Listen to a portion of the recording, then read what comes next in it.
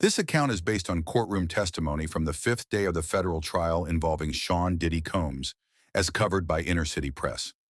For the first time, Cassie Ventura shared unsettling details about what she claims to have seen inside Diddy's secret underground tunnels. This wasn't about music, fame, or even the ups and downs of their relationship. It was something far more troubling. Cassie took the stand and, under oath, spoke about hidden rooms, drug use, and masked women. Some parts of her account have been edited to meet platform rules, but the main points of her testimony remain. What she said during her cross-examination on the fifth day left the courtroom in disbelief and could be crucial to understanding one of the most disturbing celebrity trials in recent memory. The secrets hidden beneath Diddy's empire may finally be coming to light. From the moment day 5 of the trial began, something felt different. Reporters arrived earlier than usual. The public seating filled quickly, more crowded than ever before. Even the jurors seemed unusually focused. There was a noticeable tension in the room, and everyone understood the reason. Cassie Ventura was about to take the stand again. Unlike the earlier days, which were emotional but followed a typical legal pattern, today felt different. There was a sense that something major was about to unfold. Cassie walked in quietly, surrounded by security, and sat down facing the defense team. Cassie appeared worn out, yet composed. Before anything began, the judge firmly reminded everyone to maintain proper courtroom behavior. Then the questioning started. The defense appeared to change tactics, skipping over the usual questions about Cassie's relationship with Diddy. Instead, they asked her to describe the layout of his Los Angeles mansion, its structure, the rooms, the security systems. At first, the line of questioning seemed oddly focused on the house itself. Then came a question that brought everything to a halt. Ms. Ventura, have you ever been underneath the property, inside the tunnel? A brief silence filled the courtroom. A few people gasped quietly. The prosecution quickly objected, calling the question irrelevant and based on speculation. However, the judge decided to allow the question. Cassie paused, took a deep breath, and then answered simply, "Yes." That one word shifted the atmosphere in the courtroom. For months, rumors about tunnels had circulated on social media, anonymous posts, even jokes in the press. But no one had ever confirmed it until now. Not until now. The defense lawyer leaned forward and asked, "What exactly did you see when you went down there?" Cassie hesitated, then began, "I didn't want to go. He told me to follow him, said he had something to show me. He was clearly high." She was confused but went along. Cassie described how the entrance wasn't inside the mansion itself. It was outside, hidden behind some plants near the pool. It looked like just a sloping part of the landscaping. Hidden beneath the leaves was a hatch. What Cassie saw after that, she said, would stay with her forever.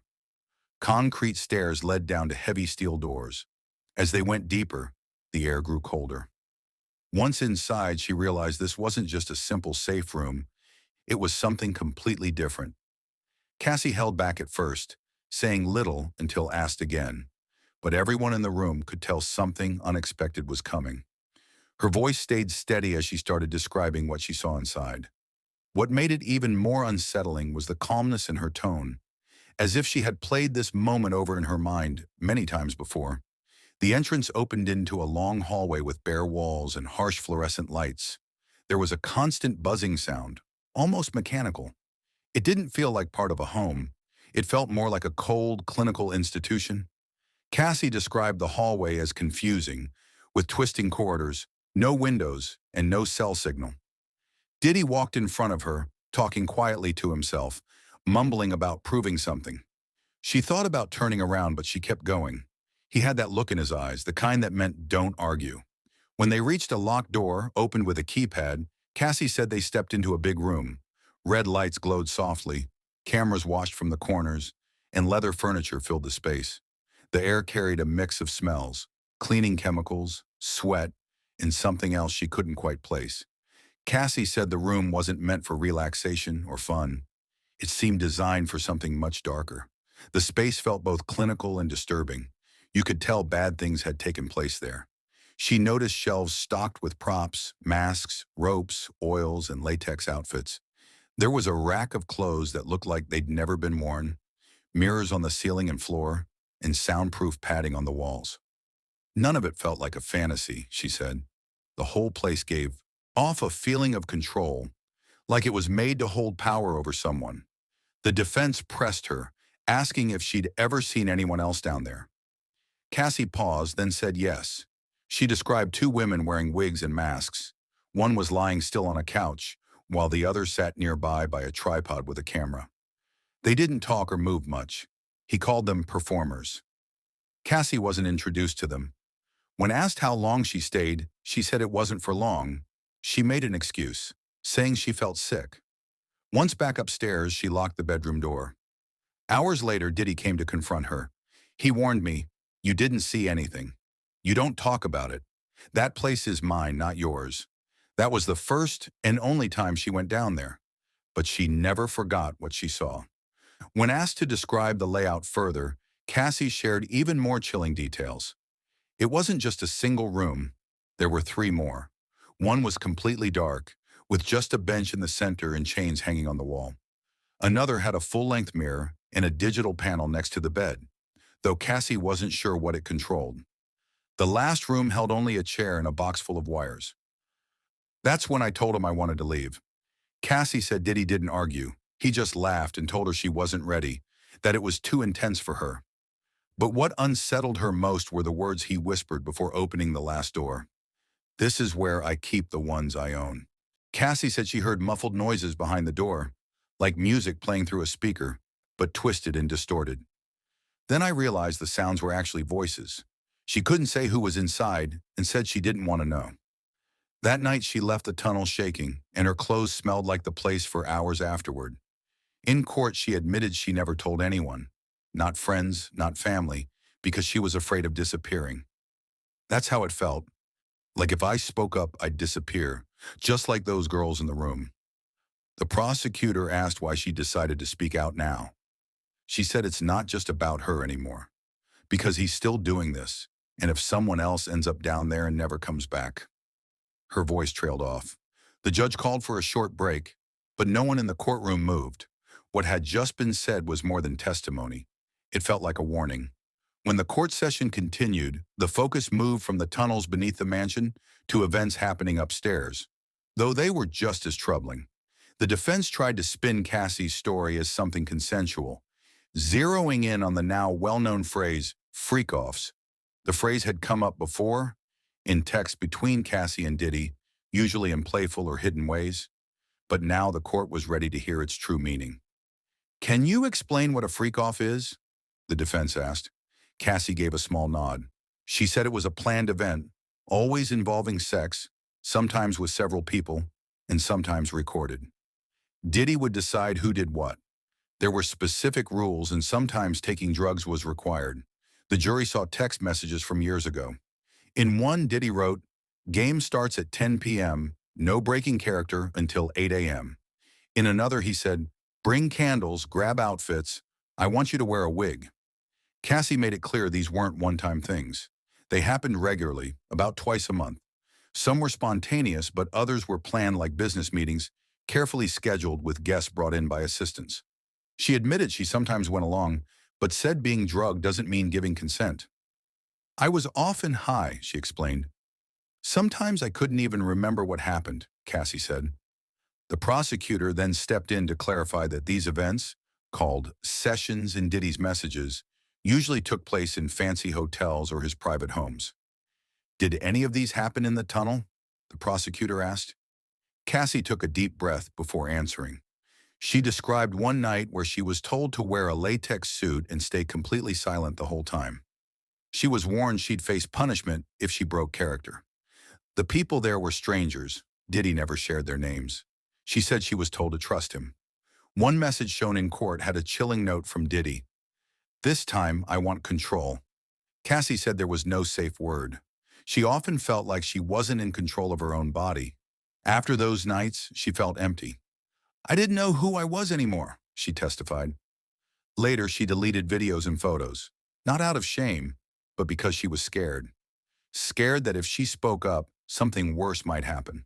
The questioning shifted to the part drugs played in these events. The prosecutor asked Cassie what substances were usually involved. Without hesitation, she listed opiates, MDMA, benzodiazepines, marijuana, but mostly pills she never asked for. Sometimes I didn't even know what I was taking until I lost consciousness, she said. Cassie added that the drugs were often given to her directly by Diddy or his team. He would tell me the pills were to help me relax, but they just made me feel foggy, slow, and easy to control. Cassie remembered waking up one night on the floor of his Miami house, drenched in sweat, with a camera still recording. She had no idea how she ended up there. She didn't know who else was in the room that night. Over time, she started to believe that videos were being recorded and saved. He'd say things like, "You belong to me forever." At first, she thought it was just talk, but later she understood he was keeping those recordings to maintain control. When the defense questioned her about this, they asked if she had ever actually seen the videos herself. "Only once did I see a clip, just a brief one on his laptop. It showed me and two men. I didn't even remember it happening. I begged him to delete it, but he said he kept everything as leverage." Cassie went on to explain how his control wasn't limited to those private moments. If she left the house without checking in, he'd call her 50 times. If she didn't pick up, he'd threaten to ruin her life. She also believed he told people around him to stop supplying her drugs directly, accusing her of stealing from him. It felt like he was cutting off every connection I had outside of him. I became completely dependent. At one point, I tried to get help at a luxury rehab that looked more like a spa. But he found out, showed up there himself, and told them I was just being dramatic. I checked out the next day. The courtroom fell silent as I admitted I had tried many times to quit the pills on my own, but I just couldn't, not with him still in my life. As her testimony stretched into the afternoon, the prosecution shifted gears. Was she the only one? Cassie shook her head. She went on to say that some of these women looked scared, others appeared numb, like they'd been there too long. Cassie added that many of them seemed trapped, just like her. The courtroom was silent, absorbing the weight of her words. Cassie's voice softened, heavy with regret. "I should have listened." The defense shifted uncomfortably, knowing the mention of Tiffany Red, someone from Diddy's inner circle, added gravity to Cassie's claims. It wasn't just whispers or rumors anymore. People close to the situation had witnessed the dark reality. The courtroom seemed to hold its breath, realizing this case was bigger than just one woman's story. Cassie nodded slowly, her eyes flickering with a mixture of fear and resolve. Some of the staff saw things, quietly in the background, things they weren't supposed to see. She hesitated, then added, "But no one spoke up. Not publicly. They were scared, or maybe paid to stay silent." The courtroom grew heavier with the weight of those unspoken truths, the silence of witnesses underscoring the extent of the control and fear that surrounded Diddy's world. Cassie's voice lowered, the memory clearly painful.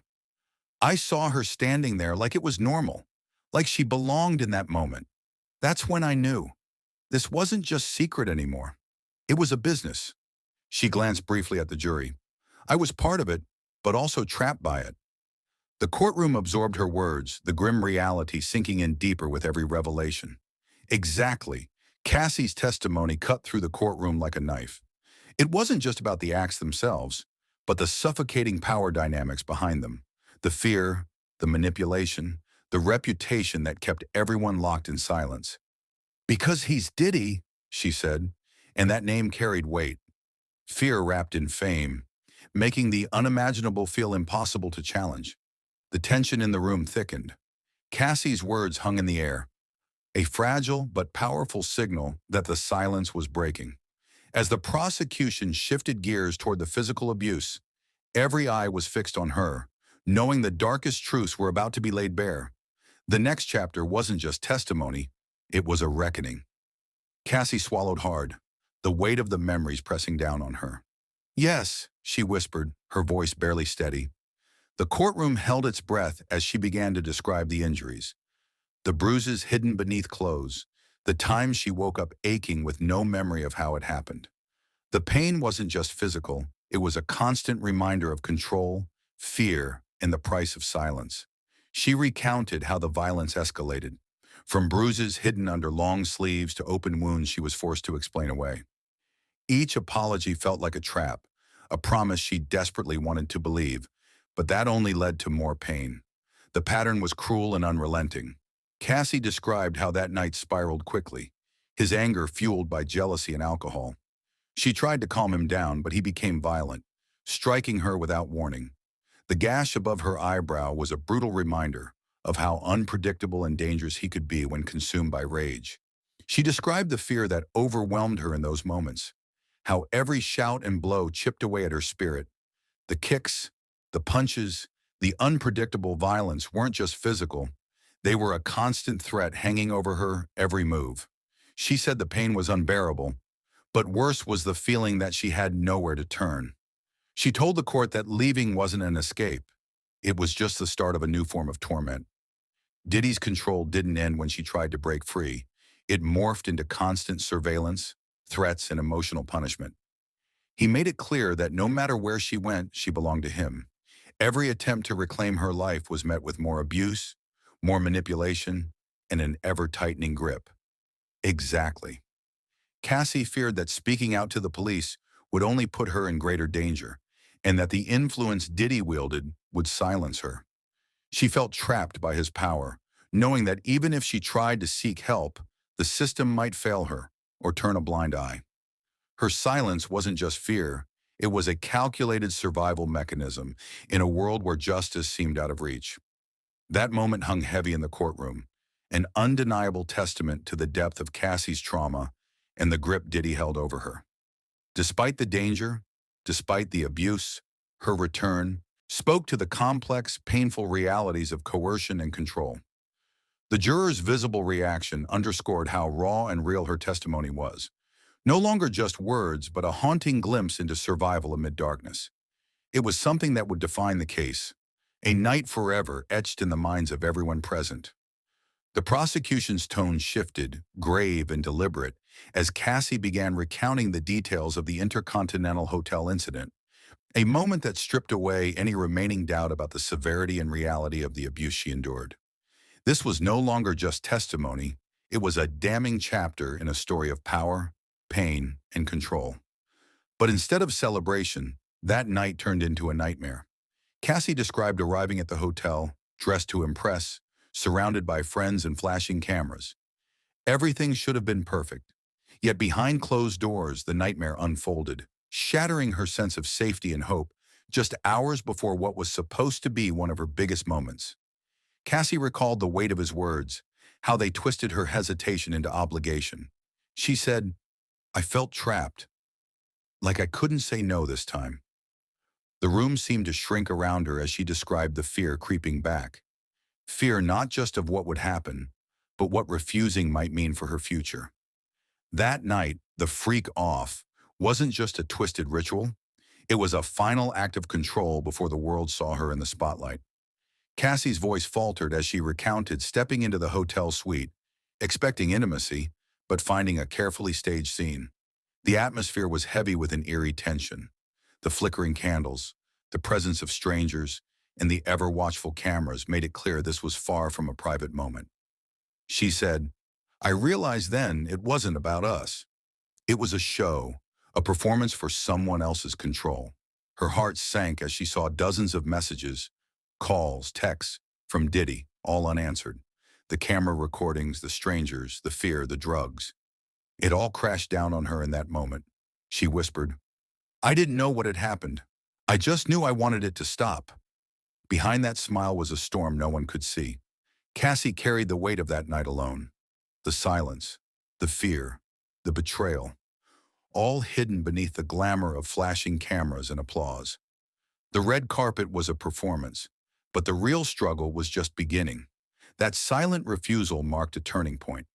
For years, Cassie had lived trapped in fear and control, but now amid the glitz and glitter, she began to envision freedom. The first step toward reclaiming her life wasn't a loud confrontation. It was simply the choice not to reply. That morning marked not only a physical departure, but an emotional breakthrough. The silence between her and Diddy was louder than any argument, louder than any threat. It was the sound of a decade of chains finally breaking, quiet, steady, and irreversible. In that calm, Cassie found a sliver of hope. fragile but real. She described how the memories came back in fragments, like pieces of a shattered mirror slowly being put together. Each recollection was painful but necessary. Therapy wasn't just about healing her body, it was about reclaiming her mind and soul from the grip of years of silence and fear. Each new story echoed hers: pain, control, fear, and silence finally breaking. Cassie's courage became a catalyst, inspiring others to speak out and demand justice. The courtroom no longer felt like a place of isolation, but a battleground for truth and accountability. She wanted her story to be about the truth, not the spectacle. Cassie chose to focus on healing rather than headlines, but her testimony had already shifted the conversation. The power dynamic that once seemed untouchable was finally cracking, one brave voice at a time. Her words hung heavy in the courtroom, a call for justice that went beyond her own pain. It wasn't just about punishment, it was about shining a light on the darkness, breaking the cycle, and making sure no one else suffered in silence. Accountability wasn't just a hope, it was a demand for change. Exactly. Cassie's testimony shattered the carefully constructed facade. The courtroom's silence was a powerful testament to the gravity of what she revealed. Outside, the ripple effects were just beginning. This wasn't just a legal battle, it was a turning point, a reckoning that exposed how power and privilege had been used to hide abuse for far too long. No matter the outcome, the truth she spoke could no longer be buried.